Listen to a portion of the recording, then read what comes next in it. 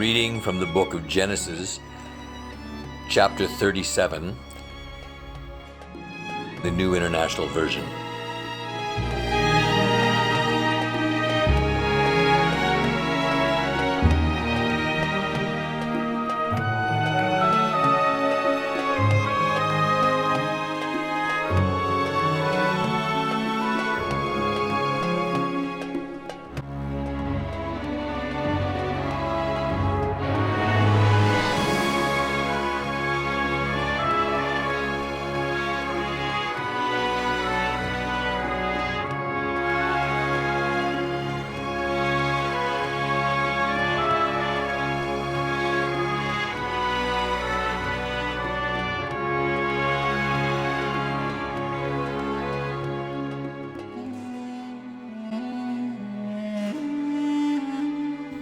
Joseph's dreams.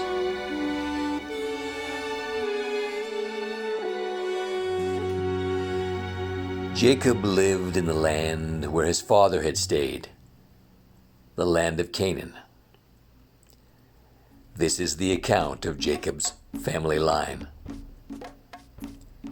Joseph, a young man of 17, was tending the flocks with his brothers, the sons of Bilhah and the sons of Zilpah, his father's wives.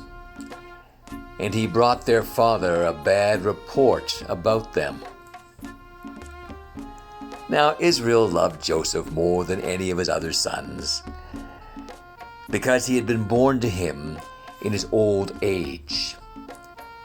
And he made an ornate robe for him. When his brothers saw that their father loved him more than any of them, they hated him and could not speak a kind word to him. Joseph had a dream, and when he told it to his brothers, they hated him all the more. He said to them, "Listen to this dream I had. We were binding sheaves of grain in the field when suddenly my sheaf rose and stood upright, while your sheaves gathered around mine and bowed down to it." His brothers said to him, "Do you intend to reign over us? Will you actually rule us?"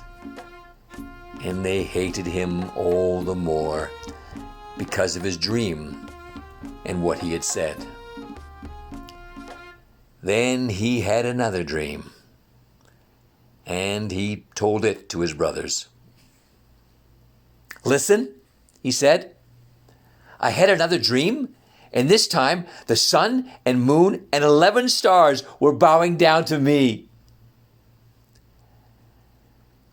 When he told his father as well as his brothers, his father rebuked him and said, "What is this dream you had? Will your mother and I and your brothers actually come and bow down to the ground before you?" His brothers were jealous of him, but his father kept the matter in mind. Now his brothers had gone to graze their father's flocks near Shechem. And Israel said to Joseph, "As you know, your brothers are grazing the flocks near Shechem. Come, I am going to send you to them." "Very well," he replied. So he said to him, "Go and see if all is well with your brothers and with the flocks, and bring word back to me." Then he sent him off from the valley of Hebron.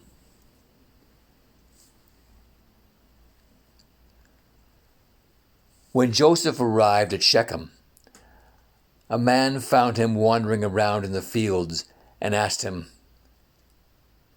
"What are you looking for?" He replied, "I'm looking for my brothers. Can you tell me where they are grazing their flocks?" "They have moved on from here," the man answered. I heard them say, 'Let's go to Dothan.'" So Joseph went after his brothers and found them near Dothan. But they saw him in the distance, and before he reached them, they plotted to kill him. "Here comes that dreamer," they said to each other. "Come now, let's kill him and throw him into one of these cisterns and say that a ferocious animal devoured him. Then we'll see what comes of his dreams." When Reuben heard this, he tried to rescue him from their hands. "Let's not take his life," he said. "Don't shed any blood. Throw him into this cistern here in the wilderness, but don't lay a hand on him." Reuben said this to rescue him from them and take him back to his father. So when Joseph came to his brothers, they stripped him of his robe, the ornate robe he was wearing, and they took him and threw him into the cistern. The cistern was empty. There was no water in it. As they sat down to eat their meal, they looked up and saw a caravan of Ishmaelites coming from Gilead. Their camels were loaded with spices, balm and myrrh, and they were on their way to take them down to Egypt. Judah said to his brothers, "What will we gain if we kill our brother and cover up his blood? Come, let's sell him to the Ishmaelites and not lay our hands on him. After all, he is our brother, our own flesh and blood." His brothers agreed. So when the Midianite merchants came by, his brothers pulled Joseph up out of the cistern and sold him for 20 shekels of silver to the Ishmaelites, who took him to Egypt. When Reuben returned to the cistern and saw that Joseph was not there, he tore his clothes. He went back to his brothers and said, "The boy isn't in there. Where can I turn now?" Then they got Joseph's robe, slaughtered a goat, and dipped the robe in the blood. They took the ornate robe back to their father and said, "We found this. Examine it to see whether it is your son's robe."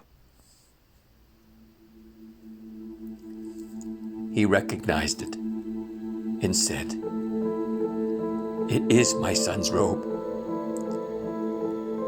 Some ferocious animal has devoured him. Joseph has surely been torn to pieces." Then Jacob tore his clothes, put on sackcloth, and mourned for his son many days. All his sons and daughters came to comfort him, but he refused to be comforted. "No," he said, "I will continue to mourn until I join my son in the grave." So his father wept for him. Meanwhile, the Midianites sold Joseph in Egypt to Potiphar, one of Pharaoh's officials, the captain of the guard.